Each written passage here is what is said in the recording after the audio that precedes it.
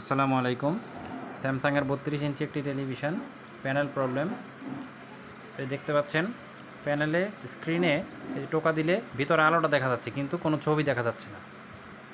তো আজকে আমরা এটা রিপেয়ার করব। এই যে রিপেয়ার করেছি, দেখতে পাচ্ছেন টেলিভিশনটির এটা হচ্ছে মাদারবোর্ড, এই হচ্ছে প্যানেলের কফের বাম সাইডের রিবনটা শর্ট ছিল, তো এটা এখান থেকে উঠিয়ে দেওয়া হয়েছে।